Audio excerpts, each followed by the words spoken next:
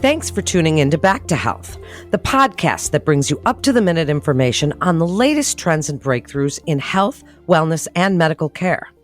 Today's special episode is part of our Women's Health Wednesday series, which features in-depth conversations with Weill Cornell Medicine's top physicians on issues surrounding women's health throughout the life course. Listen here for the information and insights that will help you make the most informed and best healthcare choices for you. I'm Melanie Cole, and today on this Women's Health Wednesday, we're discussing heart disease during pregnancy with Dr. Ina Landrus. She's an assistant professor of obstetrics and gynecology at Weill Cornell Medical College, Cornell University. Dr. Landrus, it's a pleasure to have you join us today. I'd like you to start by telling us some of the changes to our heart and blood vessels that typically happen with pregnancy. We know everything changes with pregnancy, but what happens specifically to our cardiovascular system? Absolutely, Melanie. First of all, thank you for inviting me to talk today. So a lot of changes are happening, most of which women don't actually realize or feel. The most important thing that happens to your heart is that the cardiac output, that is the amount of blood the heart pumps in a minute, increases dramatically, and as much as 50% at full term. We tend to see an increase in your resting heart rate as the pregnancy progresses, as well as dilation of blood vessels to keep up with the increase in the cardiac output. At the same time, blood pressure often increases by the second trimester, but then decreases and again starts to rise in the third trimester. These changes will, of course, vary in individual patients and in different pregnancies. So one pregnancy could be different from another. Also, these changes may be more dramatic in twin pregnancies. While most women do not feel these changes as they happen over time, some can develop symptoms such as racing heart rate or dizziness as the pregnancy progresses. Well, we certainly know our bodies do some incredible things when we're pregnant. Now, what is cardiac disease in pregnancy? What kind of heart problems could develop during pregnancy, and how common is something like this? Sure. Cardiac disease refers to any complications related to your heart in pregnancy. New heart problems that can develop in pregnancy can include arrhythmias. Some of these may be benign and can just present with having racing heart rate or palpitations, and that could be managed with lifestyle changes such as cutting out caffeine. But others can be more dangerous and need immediate treatment. So there are common conditions like the arrhythmias I mentioned. There are also some rare conditions, but potentially deadly heart condition. One of them is called peripartum cardiomyopathy. This can develop at the end of pregnancy or in the postpartum period. This is essentially a type of severe heart failure. It's pretty rare with a frequency of 1 in 1,000 births worldwide, actually rarer in the United States with 1 in 2,000 births. But there are also pregnancy-related conditions that can affect your heart. The most common condition is preeclampsia. So then tell us a little bit about pre-existing heart diseases that could affect pregnancy. So you mentioned all of these, but then there are also diabetes and blood pressure issues, and you mentioned preeclampsia, that can contribute to more pregnancy problems that are heart disease related. So tell us whether it's congenital, whether it's new onset or something related to high blood pressure. Tell us a little bit about how these all go together to contribute to this. And actually, pre-existing heart conditions are more common than heart disease that develops as a new diagnosis in pregnancy. And really, any type of heart disease in reproductive age women can have negative effects on pregnancy. These heart conditions, as you mentioned, may be congenital, that is, you're born with them, or acquired, i.e., you develop heart conditions due to other risk factors such as pre-existing hypertension or diabetes.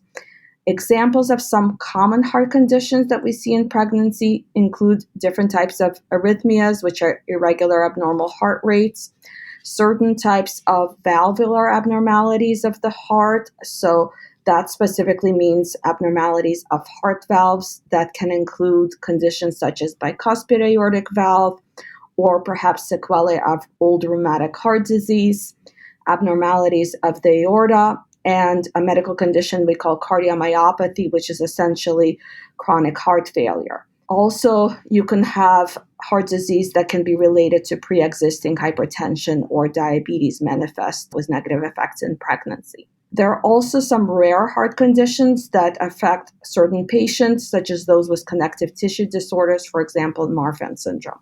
So with all of these various forms of heart disease, I'd like to touch on something before we get to treatment, because we know and we've learned more and more, Dr. Landris, about disparities in cardiovascular disease, in diabetes, in all of these things for general outcomes, with higher rates of morbidity and mortality among non-white and lower income women, and that those contributing factors of barriers to pre-pregnancy cardiovascular disease assessment and pre-pregnancy and neonatal care and care during pregnancy, all of these things, these gaps can contribute to cardiovascular disease in pregnancy. Can you speak a little bit about that? Yes. Unfortunately, in the US, there are significant disparities in outcomes of pregnancies with cardiovascular disease, with higher rates of morbidity and even mortality among non white and lower income women. For example, non Hispanic Black women have more than threefold higher risk of cardiovascular mortality. And pregnancy outcomes are worse when these risks are not recognized and disease is not appropriately managed by experts. Contributing factors include barriers to preconception evaluation, missed opportunities to identify major cardiovascular disease risk factors such as hypertension, diabetes, gaps in appropriate intrapartum and postpartum care, and also major disparities in healthcare access. This leads to misdiagnosis or inappropriate treatment. So there's a lot more we need to do to improve healthcare access among high-risk populations, such as having a dedicated pregnancy heart team, improved coordination of care between obstetric service and cardiology services, and also assuring necessary follow-up postpartum, as many patients get into trouble once they leave the hospital and are home with their babies. Certainly a complex problem. I'd like you to tell us about early risk factor identification, modification. Obviously, you mentioned that earlier, and signs and symptoms. So if a woman does not have pre-existing heart conditions, but maybe she develops gestational diabetes or high blood pressure or any number of conditions during pregnancy itself, how does she know?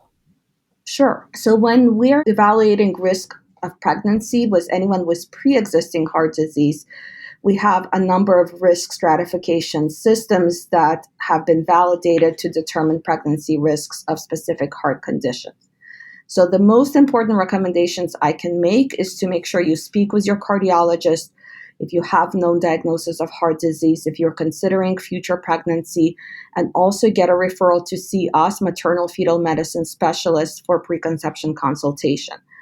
What we do is we review your whole medical history and specifically focusing on cardiac history in detail and counsel you based on risk stratifications about risks of future pregnancy. And of course, it's also important to undergo detailed cardiac evaluation before planning a pregnancy, and you may be advised to undergo additional testing, such as cardiac stress test or Holter monitors prior to pregnancy to better quantify your risks in future pregnancy. Optimizing future pregnancy outcomes also involves making sure you have a healthy lifestyle. This means avoiding tobacco, other recreational drug use, minimizing alcohol consumption even before getting pregnant, regular exercise, and having a heart-healthy diet, and ideally a normal pre-pregnancy weight. Many patients worry about exercise in pregnancy, so I just wanted to mention that with pre-existing heart disease. And although there are a few conditions where we do recommend limiting activity in pregnancy, most patients will actually benefit from continuing regular exercise throughout pregnancy. In terms of your question about what if you don't have a diagnosis of heart disease, how do you know, what symptoms do you look for? So there are actually some challenges in pregnancy. The challenges of diagnosing new heart disease in pregnancy is that many common symptoms of normal pregnancy can mimic those of heart disease. For example, leg swelling in the third trimester is common. A lot of patients can experience benign palpitations and sometimes dizziness.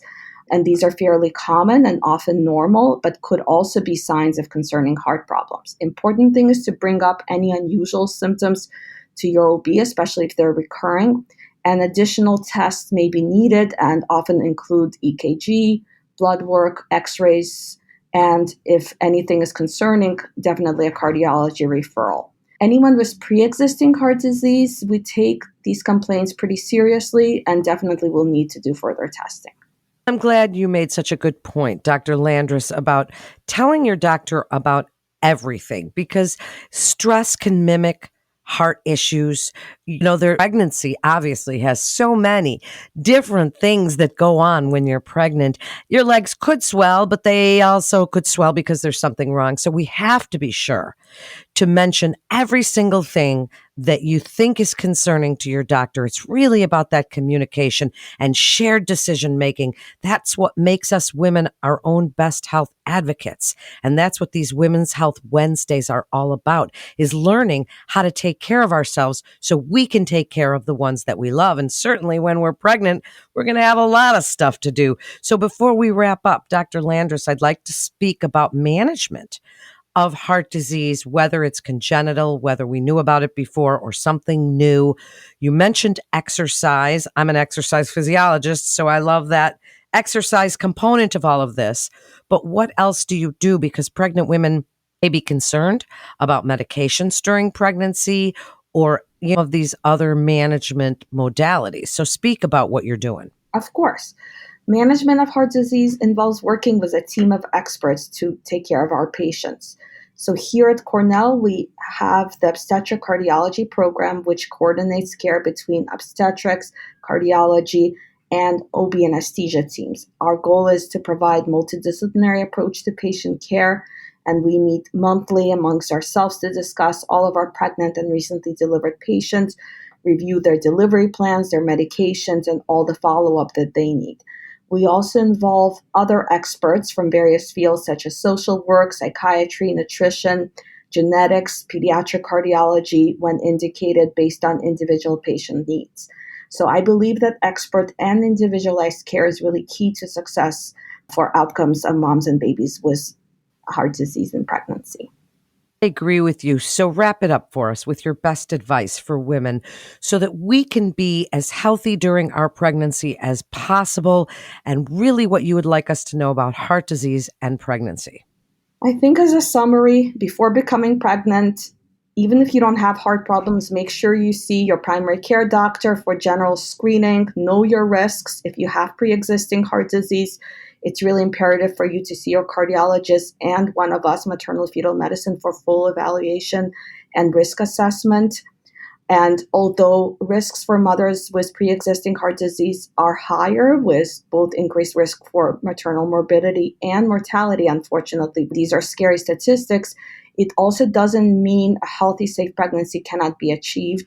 As I have stressed, preconception evaluation and optimization of heart health before pregnancy is key. And there may be some conditions where you shouldn't get pregnant, so it's really important to know your risks. It's also key to have expert follow-up throughout pregnancy, to vocalize any concerns you have to your OB and your cardiologist. And our goal is always having a safe delivery and postpartum monitoring plan. And as high-risk physicians, we are here to take good care of you and get you through pregnancy safely with close monitoring and follow-up. Great topic. Thank you so much. That was excellent information, so informative. Thank you again for joining us, Dr. Landris.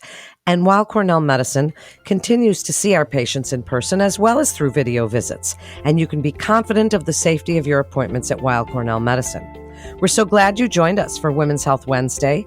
We hope you'll tune in and become part of a community and fast-growing audience of women looking for knowledge, insight, and real answers to hard questions about their bodies and their health. Please download, subscribe, rate, and review Back to Health on Apple Podcasts, Spotify, and Google Podcasts. For more health tips, go to weillcornell.org and search Podcasts and Parents. Don't forget to check out our Kids Healthcast. I'm Melanie Cole. Thanks so much for joining us today.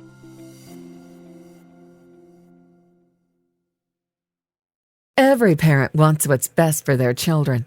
But in the age of the internet, it can be difficult to navigate what is actually fact-based or pure speculation. Cut through the noise with Kids Healthcast, featuring Weill Cornell Medicine's expert physicians and researchers discussing a wide range of health topics, providing information on the latest medical science. Finally, a podcast to help you make informed choices for your family's health and wellness. Subscribe wherever you listen to podcasts. Also, don't forget to rate us 5 stars. All information contained in this podcast is intended for informational and educational purposes. The information is not intended nor suited to be a replacement or substitute for professional medical treatment or for professional medical advice relative to a specific medical question or condition. We urge you to always seek the advice of your physician or medical professional with respect to your medical condition or questions. Weill Cornell Medicine makes no warranty, guarantee, or representation as to the accuracy or sufficiency of the information featured in this podcast, and any reliance on such information is done at your own risk. Participants may have consulting, equity, board membership, or other relationships with pharmaceutical, biotech, or device companies unrelated to their role in this podcast. No payments have been made by any company to endorse any treatments, devices, or procedures, and Weill Cornell Medicine does not endorse, approve, or recommend any product, service, or entity mentioned in this podcast. Opinions expressed in this podcast are those of the speaker and do not represent the perspectives of Weill Cornell Medicine as an institution.